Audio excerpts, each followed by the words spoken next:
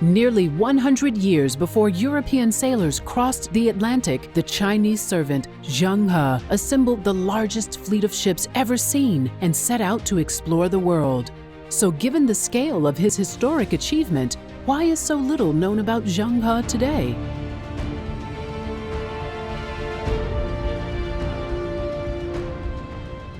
Zheng He was born with the name Ma He in the Yunnan province of China in 1371. He was Muslim, and his father and grandfather were important leaders of the Mongol Yuan dynasty. But shortly after his birth, power shifted in China and was taken over by a new dynasty, the Ming. Ming soldiers captured the young Ma He and handed him over as a servant to the emperor's son. Court life during the Ming dynasty was filled with music, poetry, painting, and calligraphy. Ma He helped organize elaborate events such as hunts and military displays, serving the prince well and becoming one of his closest advisors. The prince, about to become emperor, gave his servant a new name, Zheng He.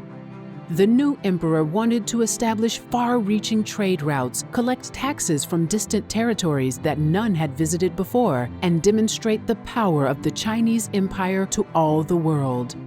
He instructed Zheng He to build a fleet unlike any seen before and to venture out as his envoy. Zheng He oversaw the assembly of a massive fleet of 317 ships, including 62 enormous treasure ships, measuring more than 400 feet long. Some ships carried horses and troops, others carried fresh water and supplies. 28,000 soldiers, scholars, diplomats, and builders were involved. Zheng He's first voyage lasted from 1405 to 1407. He traveled west to many towns and ports in India, trading and establishing diplomatic relations. He and his crew even captured a notorious criminal, Chen Sui, one of the most feared pirates of Southeast Asia, and brought him back to China for trial. Word of the fleet and Zheng He's heroism spread as he sailed on 6 more voyages.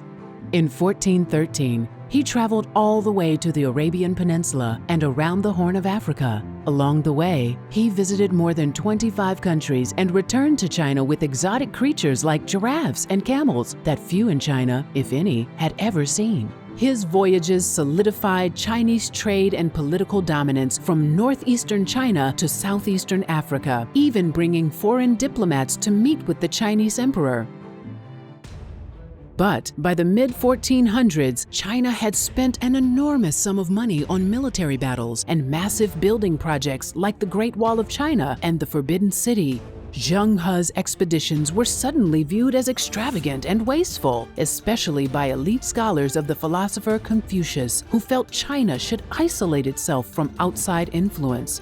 By imperial decree, the Great Navy was dismantled and the construction of new ships was forbidden. This doctrine was so forceful that the details of Zheng He's expeditions were removed from the official imperial record.